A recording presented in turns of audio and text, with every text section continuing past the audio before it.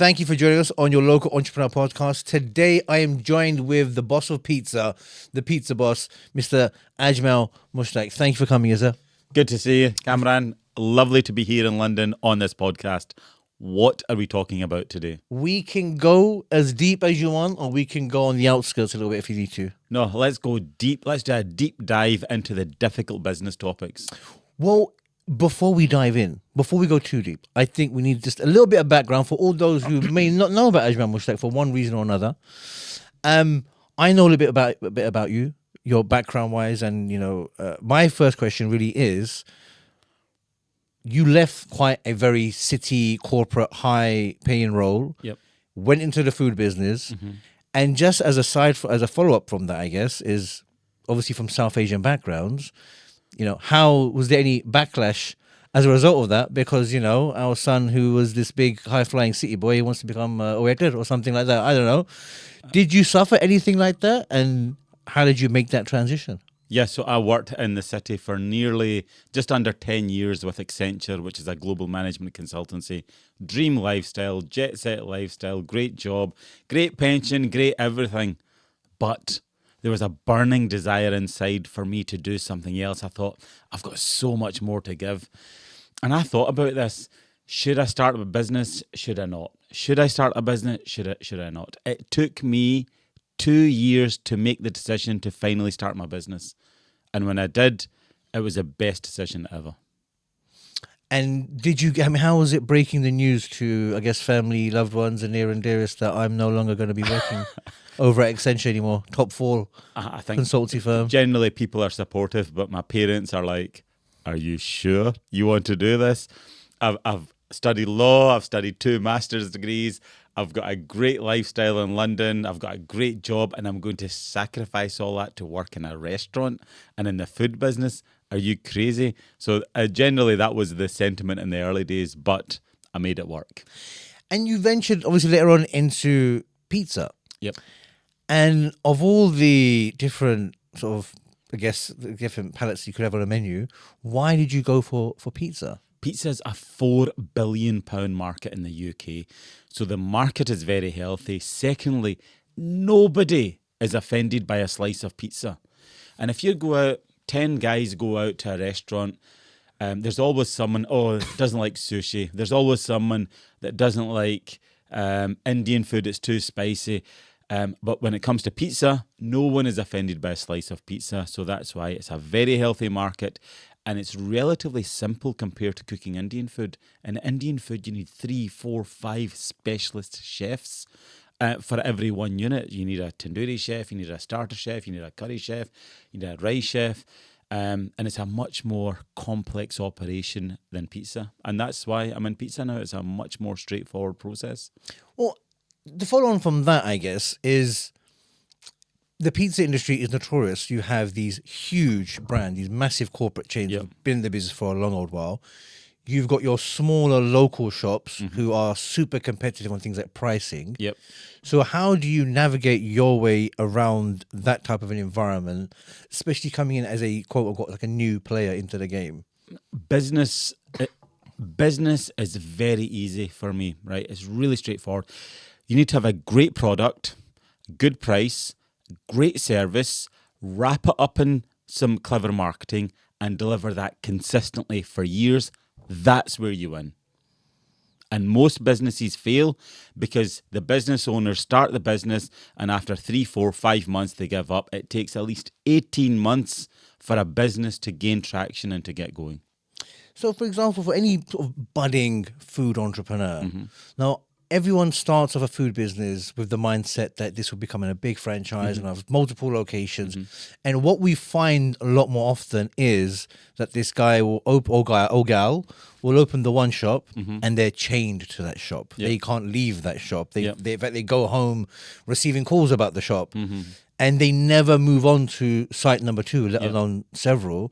So what do you think that they're missing, or what do you think it is that they're doing completely wrong, which is inhibiting them? You've got to focus on the systems, the people, the training, and you've got to focus on working on the business. Now, we hear that quite a lot, right? I've been there. It's not that easy. In the early years, you have to work in the business. become an expert at every single part of the business. Then you can extract yourself and work on the business because you can train the people up in all the different areas. And too many people make the mistake of trying to grow too quickly. I'm franchising now. I've been in business 15 years and only now I'm franchising. So there is this seduction of growth.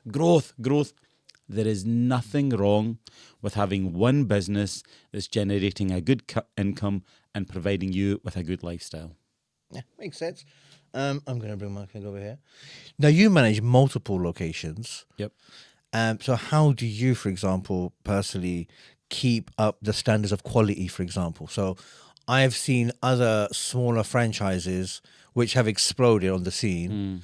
And then what happened was, most of these franchises are like a handshake and a signboard, and then you kind of, you take the company name. Yeah. And, you know, one, for example, the London one is really nice, but the one in Middlesbrough is not so great.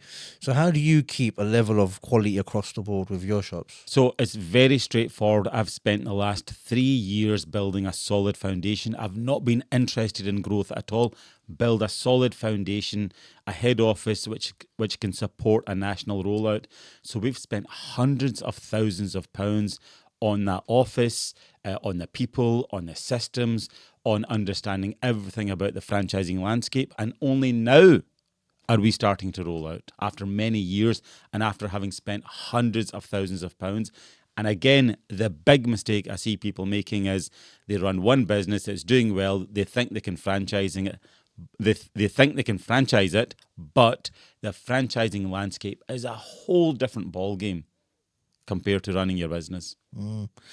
So we saw you at the franchise exhibition on the weekend.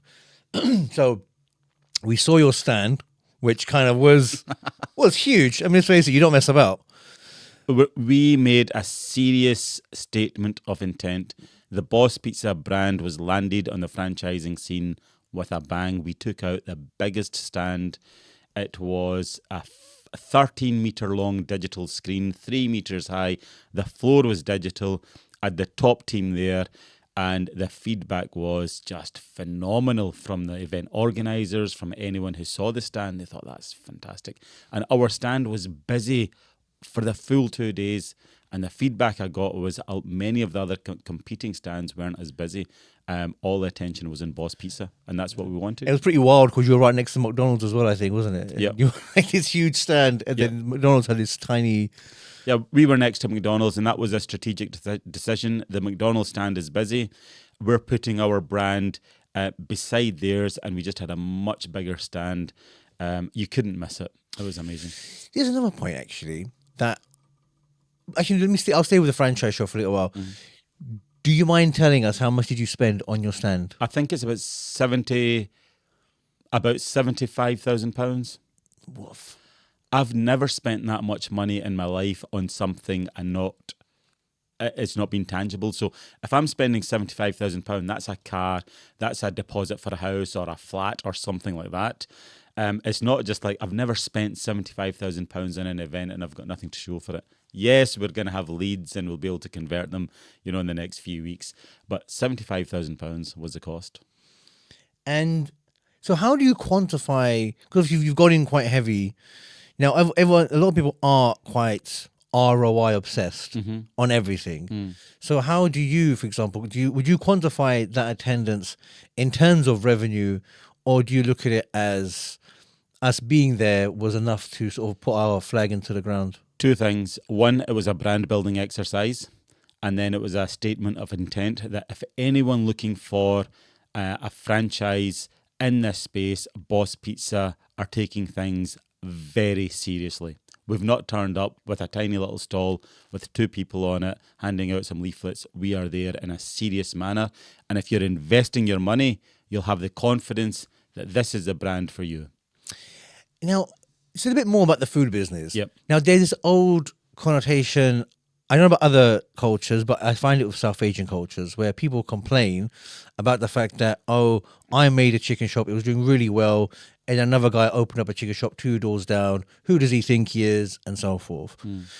Now, do you think that is healthy for the marketplace? Because one viewpoint is, well, clearly there's a food space in this road, so that's going to happen? Yeah. Or do you put up with it and be like, you know what, he's here, but I have to do better, I suppose? Because I find everybody complains more about the fact that, oh, he's copying my idea and he's down the road from me. So how would you combat, or how would you look at it? So if someone did open up, let's say where you are, maybe there's a pizza that turns up a few doors down, or maybe another guy opens up. Yeah. And because he's quite lazy with his branding, he just thinks, no, I'll just copy some of the branding that Ajmal does because he seems to have got it all clocked. How do you feel about that, and how would you deal with that type of a scenario? I think competition's healthy. I think competition keeps you on your toes. And I embrace competition, so it's something I don't worry about. Going back to something else you said at the start, in the food business, not in the food business, in every business, the minute you start doing well, other people are going to start copying the brand as well. Like look at Amazon, now you've got so many different, in any industry, the minute you start to do well, there's going to be rival companies starting up. I just wanted some thoughts on a quote that I heard recently, and it was by Peter Thiel, the co-founder of PayPal, and he said, and I've got to read this because I remember that every entrepreneur is a bit delusional. You have to believe in a future that others can't yet see, and sometimes that means ignoring all the odds stacked against you. So, with that in mind, how does somebody balance optimism with realism? I agree with that. And I think my take on that is very simple. If anyone watching this is inexperienced or has no experience, that's actually an advantage. So I was in the Indian food business, and I built a kitchen, built the biggest takeaway kitchen in Britain, and then I enjoyed the benefits of that business. We're landed at the franchise show. I've never done a franchise show in my life. I've never done an exhibition in my life. And we've landed with the biggest possible stand and made the biggest possible statement. So I think sometimes having no experience is actually good because you don't know the limits and then you just go for it. Some of the conversation I had at the exhibition, we had a conversation with another business owner there. And we both kind of came to a conclusion that business owners, they're a little bit crazy. Like you have to be a bit crazy to be an owner of a business. I think you really have to, because when you consider all of the security that we give up, like for example, you give up your annual leave, things like that. You give up having a staff that will take over your work, and there's always that job security apart as well. You could be missing creating a business for 3, 4, 5 years. And then the other thing we found was similar to what was said here, that maybe business owners, the most successful ones, in a weird and positive kind of way, they have to be a little bit deluded. Like, for example, they have to be able to see a vision nobody else can see. Yeah. Now, did you ever feel like when you had the concept of like Boss Pizza, I'm not going to be having just one shop. Was it originally the plan that we'll be all over the country? Yeah. I'm going to push forward with it. And at this point, I'm guessing you had like maybe just one shop that you were looking at. Or... We're still very small. So you can see that delusion right now. I mean, that delusion is sitting right here. We're still very small, but we've got plans to grow. And I'll tell you something else. Our entrepreneurs generally a little bit delusional. I think they are. I gave up a successful job, 6 weeks holiday a year, all the rest of it. I'm now working, and I have been working for many years, 5, 6, 7 days a week. Right now, I'm back to working 7 days a week on Boss Pizza. And I'll tell you something, I've never been happier. And see, when I go home after work, that happiness, it spills out onto my wife, it spills out onto the kids. And then generally, the whole household is just generally much more positive and upbeat. So that's the way I see it. Hard work can actually make you happy. Were there any moments that because there's plenty of times I think with business owners that they have a moment they think, what have I done? Maybe I shouldn't do this. Maybe I made a big mistake. Did you ever have moments where you thought, you know what, maybe this isn't going the way I want it to go? So when I started my first business for 6 years, I didn't take a day off. I hardly saw my wife, hardly saw my newborn son. For 6 years, I made all of the sacrifices. But the good thing is, I knew it's a tough road.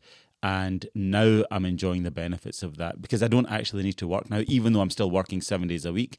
I didn't actually need to work. But yes, there were times where you think, bloody hell, I had 6 weeks holiday. I had every evening off. I had every weekend off. I had holiday pay, sick pay, this pay, that pay for absolutely everything. And I've given all of that up to work for myself. So it was a little bit crazy, but there were times, yes. Now, you work quite flat out. How do you avoid, I mean, I'm guessing a lot of entrepreneurs do suffer from burnout. Yeah.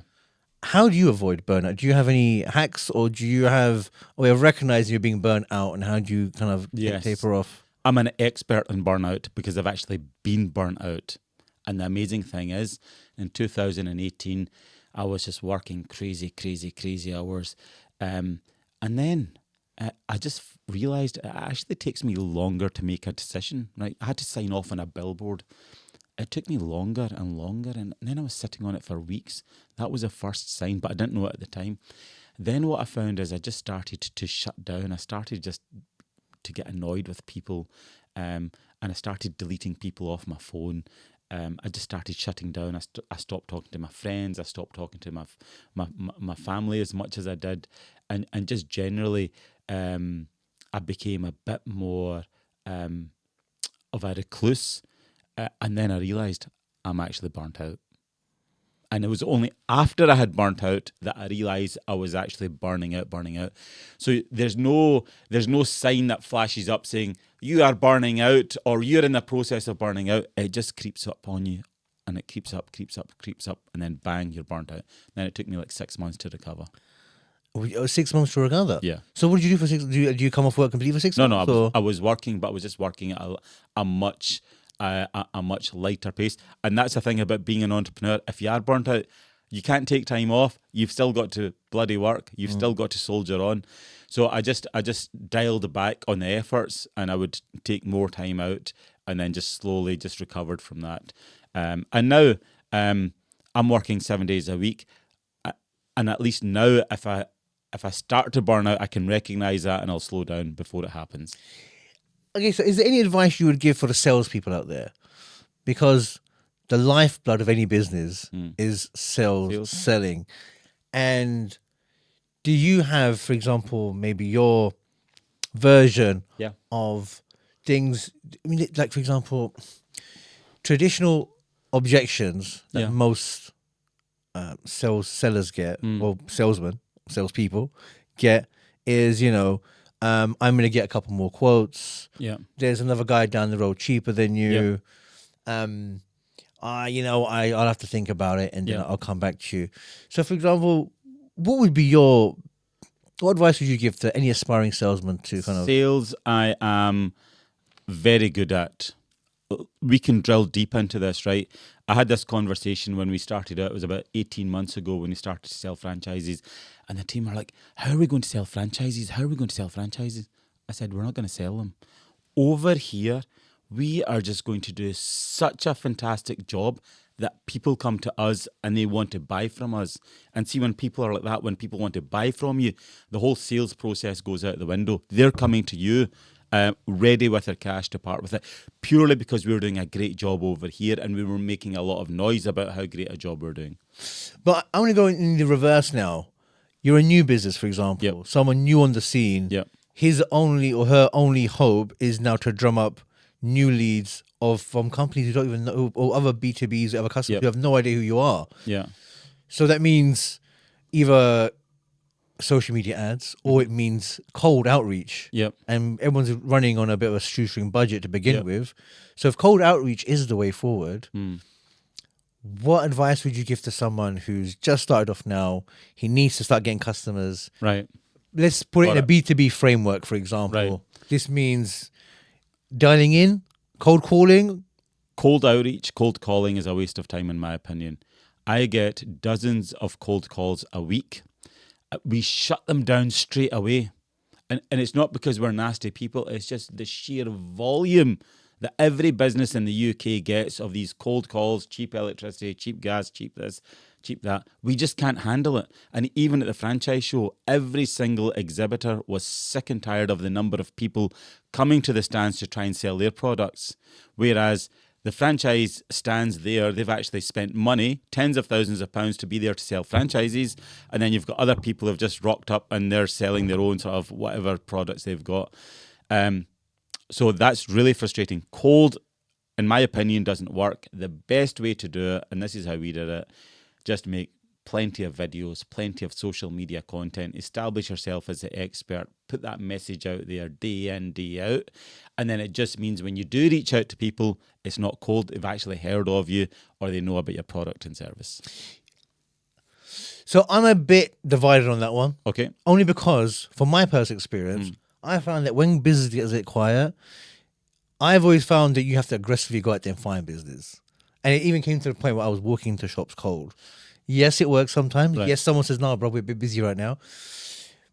But the other thing I found is if somebody rang you up and they identified something within Boss Pizza, they said, Ajmal, I've noticed that you're spending X amount of money on XYZ. I've got something that I think will save you 15% at the end of the year. Yep. Would that make that cold outreach a bit more interesting? No. If you phoned me up and said, Ajmal, I have got a solid gold bar, 24 carat, it weighs 10 kilograms and I'm going to sell it to you for 10 pence. Would you like it? The answer would still be no. And that's not because of you, it's because of us, the sheer amount of calls that we get on a daily basis, and it's been happening for years. We're just that sick and tired that we wouldn't even tolerate that. So what catches your eye, for example, if you're looking, I'm guessing when you were developing the business, there's different arms of the business that need to be sorted out. So what caught your eye then? Before we answer that, let me go back to something else you said. You walked the streets, you did cold calling, that's fine. Do cold calling, right? It might work, it might not work. But you need to do 30 different things. For Boss Pizza, we advertise and we've got 30 different channels that we use to promote the business. So someone might like a cold call, someone might see Facebook, someone might see a billboard, someone might see as a newspaper because they might be of the older generation. We use 30 different marketing channels to get our message out there. And that is where a lot of people fail. They try one or two things for a few weeks or a few months, it doesn't work and they give in. 30 is the magic number. Okay, so we'll venture a little bit into how you doing, Cameron? business. Sorry, I do need little breaks. I'll cut this bit out if I have to. We venture into also, look, right now, we're seeing this whole posture of business owners. We're seeing this Trumpian attitude. We're seeing this whole very much alpha male. Yeah. I know what I want, do it or else. Yeah. And maybe to someone watching this, they think, well, this is what successful business owners are like. This is what they're supposed to be. Yeah. Do you reckon that this is who any aspiring business owner, I'm not saying specifically Trump, but just this whole alpha attitude, do you think they're supposed to look at something like that and not impersonate, but try and extract that persona to become successful? I run my business totally the opposite way. I run my business through mutually beneficial relationships, and I've been doing that for years. You need to be as nice as possible to your suppliers, to your partners, to your investors, to your team. Just being a nice guy just really helps.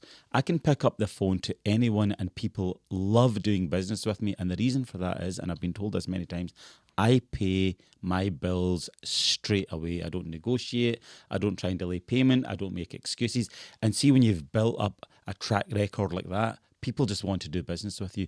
I've now got a network of 15, 20 guys that I need for absolutely anything I need, and just pick up the phone, things get done.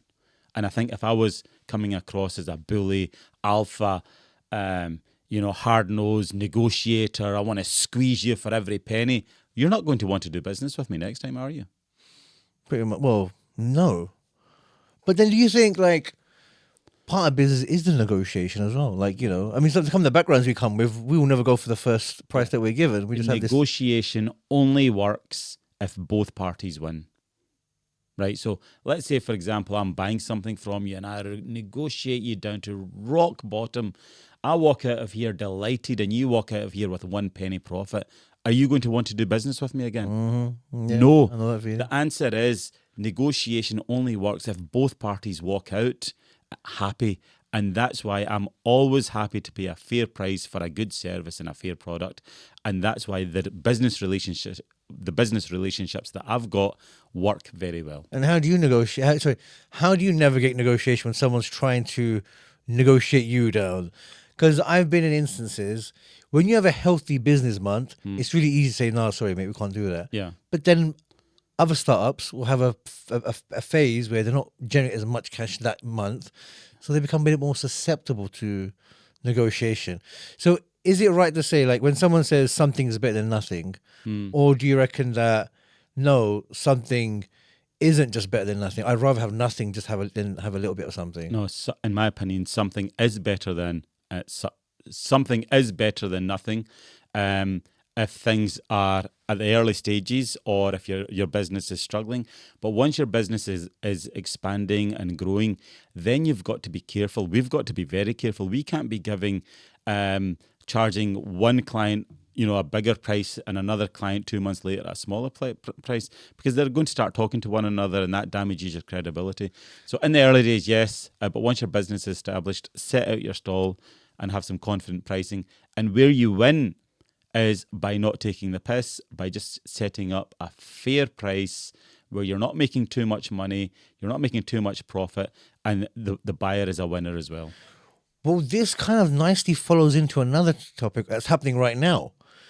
Obviously, we've seen what's happening with Trump and the tariffs, and having, I would say, the nerve to say to someone, I'm going to charge you 125% tariff. Yeah. You do not do anything back to me. Yeah. And the minute you do, I'll just double down on it, I guess.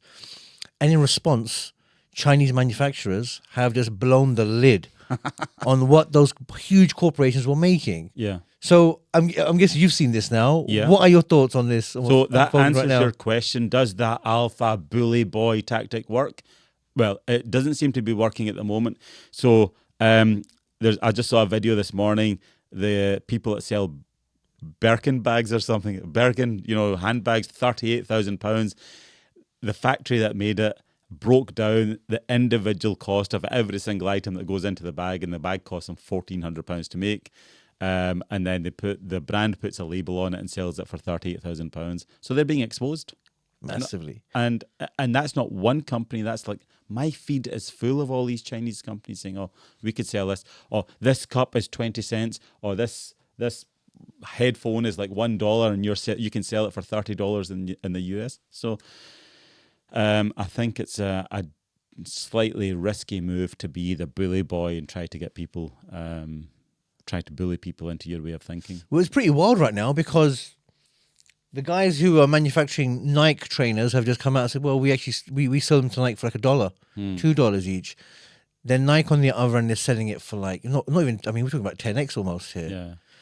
Sometimes 20x on the price. $100. Yeah. So do you think that that's a really unhealthy profit margin? Or do you think that, well, actually what Nike are doing, they're just doing what businesses do anyway. They're just making a healthy profit off the back of, a low-cost item. I think there has got to be you've got to factor in the product cost, which might be $2. Then you've got to factor in the shipping, the storage at the other end in the United States. You've got to factor in the wages, the advertising, the branding, the store cost, the retail store wages, the business rates, the tax, all of that. And I think it's not as rosy as it's made out to be. It's not just a case of, oh yeah, we bought it for $2 and we sold it for $100.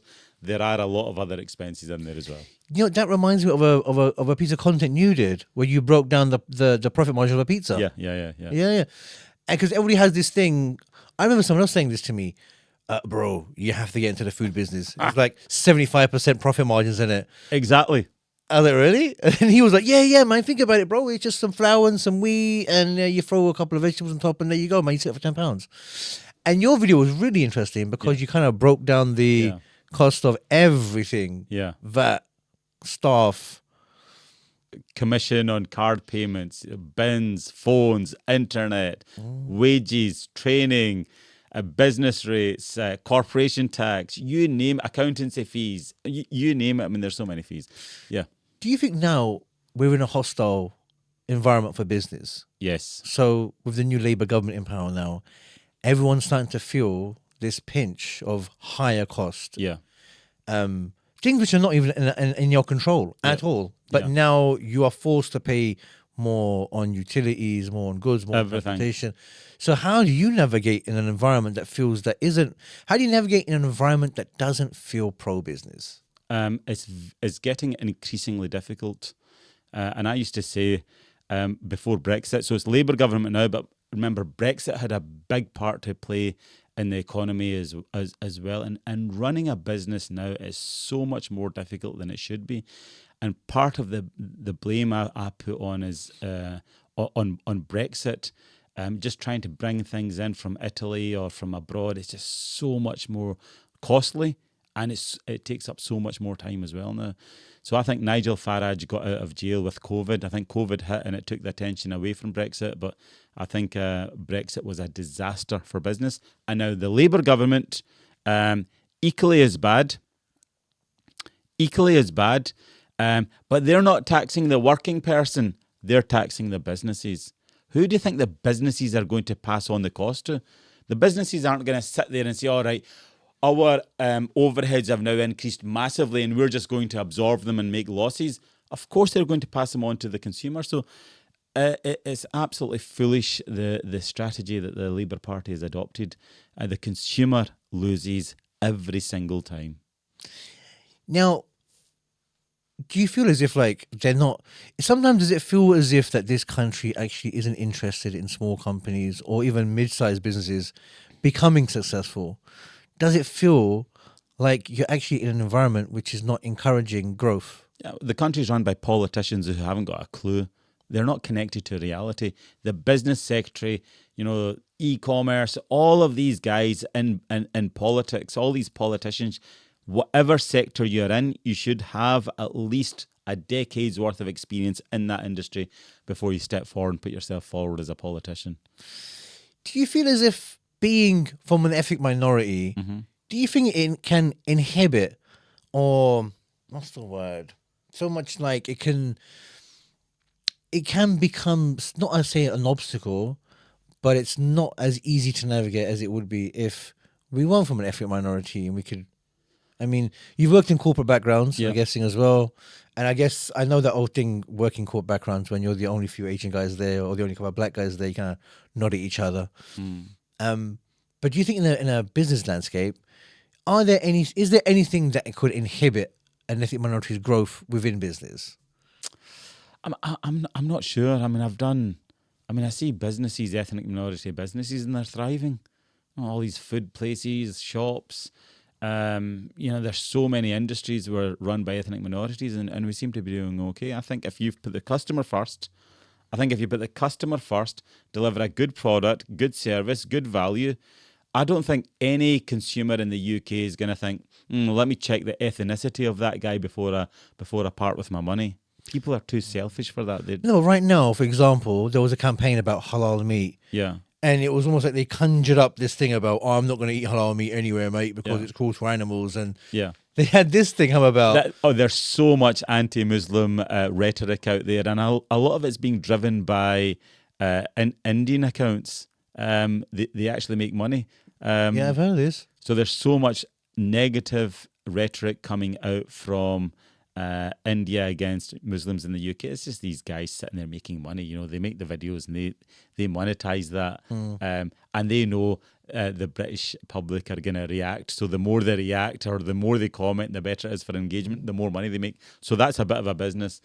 And then the other thing is this whole Nigel Farage, Suella Braverman, the whole right-wing politics has just got really, I would say it's getting out of hand. The Muslims are just taking a beating at the moment. And the amazing thing is, all the Muslims, they're just sort of plodding on. They're not really bothering too much about it. They're just carrying on doing what they're doing. So do you think they should push back or they do what we're should push doing? back, but no one's pushing back. Name me a single Muslim that's standing up in the UK and saying, wait a bloody minute, you've been bashing us for 3, 4, 5 years. That's wrong, this is wrong, that's wrong. I've not heard a single Muslim push back. No. We were supposed to be talking about business. We were, weren't we, man? We ventured off a little bit. So for example, now, do you have a policy in your stores? Do you stock items which will be liable for the BDS? Yeah, we stopped selling Coke. Straight away? Yeah. And who have you replaced them with, want me asking? There's bar products, there's like Rubicon, water, there's quite a few. But don't you think it's actually, on one hand, Coca-Cola had such a crazy monopoly on the drinks business. Yeah. And now it's kind of opened up. Yeah. I don't know how much they've lost. Yeah. but it's helped other companies actually Yeah. now prop up and come up. Yeah. Did you guys receive any sort of backlash? Bro, I want your Coke. Why isn't there Coke in here? No, I think if you provide an alternative, it's all right. And I'm lucky we're in Scotland, and the number one selling drink in Scotland is Iron Brew. So if you don't have Coke, people would happily take Iron Brew all day long. So yeah, I mean, I feel as if we've covered a lot of good ground here. Yeah. Do you feel there's anything else you need to get off your chest? Let's go deeper into business. You spoke about the snake oil salesman, all these types of guys. Let's talk about that. Yes, for sure. Okay, so look. One of the conversation I had over at it wasn't about so much snake oil salesman, but this conversation was about the unsexy business. Yeah. Everybody wants to have a nice, flashy, luxury business. Everyone likes to have a nice apartment, for example. Yeah. Trips to Dubai and everything behind them. Yeah. And the conversation I had with this gentleman was, in the rent-to-rent sector, he was like, the real money is actually in supplying these guys, getting the toilet paper for them, doing the cleaning for them. Yeah. That's where the money is, but nobody wants to do it because it's not very sexy. Yeah. What's your standpoint on these Business types of business? is not sexy at all. Business is grind. You're turning up in the office at your work, grinding long hours, difficult conditions. You're missing out on the weddings and the parties and the evenings and the weekends. You're missing all of that. Business is not sexy at all. And the quicker you get that into your head, the better the chance you have got of being successful. I'll tell you one other thing. I've got in my phone right now, there's approximately 30 multimillionaires or millionaires and 1 billionaire. Not a single one of us has ever been on a private aeroplane. Ever. Oh, really? Yet when you look at social media, every other guru, every other entrepreneur is on a private jet. And I'm telling you, I'm 50 years old and most of my contacts in this realm are around about the same age, and none of us have ever flown private. No Lamborghinis and stuff like that, no? Well, there's some nice cars, but yeah, we're not. And the other thing is, the guys that have got the nice stuff, no one's flashing. The people that are doing good, they don't need to be out there sitting in their Lamborghinis or posing with their, with their houses or anything. Like I've got a nice house. Never once have I put it on social media, like the outside of it or where it is or what it looks like. The whole sort of flexing thing. Yeah. Do you think the guys who are flexing are just trying to draw you into like a course or something else? There is an element of that. Definitely. You've got to show that you're doing financially well and you're living the dream in Dubai with the Lamborghini, having a house with a pool, and then that naturally sucks people in. So how do you, you're a bit seasoned now, I guess, in the market. What are your red flags if you see someone you think, he's pushing a pony product? What are your red flags in seeing a snake oil salesman? I think if they're flexing, that's definitely a red flag for me. I think the people, and I know like so many millionaires and multimillionaires, and I know how we move and operate. They don't move and operate like these guys on social media. They're totally just humble, down to earth, wearing regular clothes. I haven't got a single designer outfit or top or jeans, nothing. I am like, and my wife's going to hate me for saying this, I buy my clothes from like Next, the High Street, even like Sainsbury's. I don't care, I'm not, I do like a nice suit. I always buy a nice suit, but in terms of all the other designer gears, I never wear labels. You're right. There's one millionaire I know. I've got a big circle. I know one millionaire. Right. And he is the most frugal person I've ever met. Down to earth. He doesn't drive a flash car. He will always buy a good deal. He will fly economy. He doesn't even do business class. He doesn't do first class. He can't even justify to himself, why would I fly business class if I could use that money and spend it on my destination. Yeah. So do you reckon we should be smart with our money? Be a bit more frugal? 100%. I'm going to do a watch flex now, right? Watch this. Look at this. I'll show this to the camera. This is my £20 smartwatch. I've got the Boss Pizza logo on it, and I'm happy with that. That's not an Apple Watch. I thought that was that's not an Apple Watch, is it? No, it's a £20 watch I bought from Amazon. So you don't actually need to be fashionable. I have got a Rolex, right? I bought a Rolex last year. I was 49 years old, and that's probably the only thing that I had to buy, that I wanted to buy, that I've not got. Apart from that, I've got absolutely everything. But the point is, towards the end of my business career is when I've decided to reward myself with something. Whereas now I think you've got to, well, what people do is they buy all that stuff up front on loan to show people. But the genuine people don't. I'm quite happy. I'm quite happy here talking about my £20 watch. Have you had business partners in the past? No. What have you seen? And is there a reason for that? Because Yes. Great question. I saw my dad have business partners, right? And business partnerships, especially with family, can be great. Absolutely amazing. But then see, when the fallout happens, the fallouts can last for years. Mm-hmm. So I learned that from just watching my dad. Like, we can't go to such and such house, or we can't go to their house or their house. Yeah, we've had a bit of a fallout. And there's tension at weddings and all that. Fortunately, that's all in the past and everything's back to normal now. But when business partnerships are going well, they're going very well. When the fallout happens, the fallout can last for decades. That's what I learned from my dad. So that's why I decided never to get involved in any partnerships. So do you think people should avoid business partnerships altogether? Or not? This is me on my experience. Mm-hmm. I think if you can find maybe 2-3 guys and you're all in the same circumstances, you're all pulling in the right direction, yes, great. It could work. That's the amazing thing about business. There is no one right or wrong answer. You ask me, I'm going to give you my answers. You ask another really successful entrepreneur, he'll give you a totally opposing view. And there are a lot of business owners, entrepreneurs, who get shiny object syndrome, where they will focus on one service and they'll see. I spoke to an electrician yesterday who's not got enough work. And if you're an electrician in London with not much work, you're doing something really wrong. Exactly. And then he told me, well, I did a bit of recruitment for a little while because my friend was making quite a bit of money out of recruitment. So I thought I'll go into that.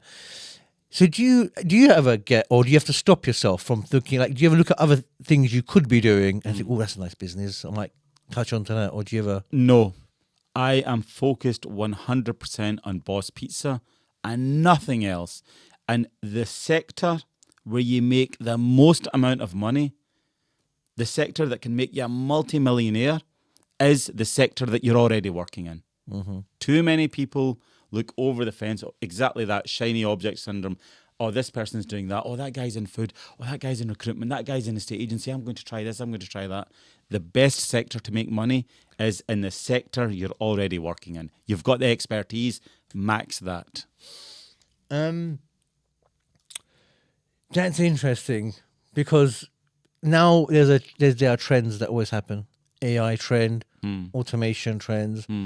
So you're telling people to stay focused on whatever it is you're doing and just make good of that. Yeah, so AI is going to be huge now. So I think that is something that we need to start incorporating into the business. That is clearly like a new trend. Yeah, I think if some clearly new, yeah, it's worthwhile maybe dipping your toes into and seeing how it goes. It reminds me, remember, I've been around a long time. I'm 50 years old. It reminds me of 1997 to the year 2000, the dot-com boom. Everyone bloody left their jobs. The doctors left their jobs to become day traders. So many people started online businesses and 99% of them failed. So that was the issue with the dot-com boom. So I've already seen a new thing like the web, the internet. Everyone jump on board and most people lost their money. And exactly the same thing's going to happen now. AI's the next equivalent, just as big as that. Everyone's going to jump on the AI trend. Some will make it big, but I think most of them probably not. Boss Pizza has got plans of going international. Where do you see yourself going? Oh, it's strange. Iraq, Namibia, Kenya, Canada, Australia, Hungary. So we've got lots of inquiries for these countries. So it's just a bit random. Whereas I would have thought Dubai, America, maybe like somewhere in the Middle East as well. But yeah, so I've announced we're going international. And this is a key thing as a business owner. I've set up the framework for UK expansion. We've got 70 stores in the pipeline. My job is not to take the brand international right now. My job now is to plant the seed and start building the framework so we can launch it in 2027, 2028. So the job of an entrepreneur, of the leader of the organization, should be to plan 3-4 years ahead. That's exactly what we're doing just now. Lastly, if somebody was looking at a franchise, whether it was a Boss Pizza franchise, whether it's any other franchise, what should that person look out for to help him make that decision? Like, yeah, this is the one I want to go with. Easy. Right. Look at the team, the breadth and depth of the team. Look at the cost. And then related to the cost, what's the ROI? Look at the brand strength. Is the owner of the business the personal brand behind the brand? If it is, that's a good sign. Look at their head office setup. Make an excuse to go to their head office. And from that, you'll see exactly the ambition, the statement of intent for the business. You'll see the standard of the business as well. And then finally, I would say, have a look at their social media presence as well. So these few things, you can gather up quite a decent picture. And lastly, if anybody wants to get in contact with you or reach out to you, how can they find you? TikTok at Ajmal Mushtaq. I am big on TikTok. I'm not really big on anything else. I don't do anything else. You on YouTube? No. Very, very. I think the guys do post some of my TikTok videos on YouTube, but I've not even looked at my YouTube. So it's all TikTok. Nice. At Ajmal Mushtaq. Brilliant. Well, Mr. Ajmal. But a word of warning, there's so many scam accounts out there as well. So I saw this. What's that all about? please, like anything, I think That wasn't you asking for crypto then? No. No. Did someone ask you for crypto? Probably, yeah. Right. If anyone asks you Yes. or contacts you about anything, please don't entertain them. There's so many scam accounts using my name. They suck you in and then they try to sell you crypto or some other scheme. Please don't. You know what's wild? Your fake account has more followers than my real account. I'm like, this guy just using his face and he's already drummed up 10,000 followers. Maybe you should use my face in your account. You know what? I just give it a little shave and who knows? Yeah. No, so just be. I've only got one account, Gotcha. and it's the account where I follow Boss Pizza. So I'm only following one person that's got over 1 million likes, and it's got about 70 or 80,000 followers. That's my original account. If you want to follow that one, the rest of them are fake accounts. Please. Your scammers there right now, just taking notes. Okay, the Boss Pizza. Yeah. Well, yes, thank you very much, Mr. Mushtaq. It's been a real pleasure. Thank you, Cameron. And we would love to see you again. And hopefully, maybe this time next year, we could be looking at how many more stores and international. We could do the podcast in Hungary. Who knows?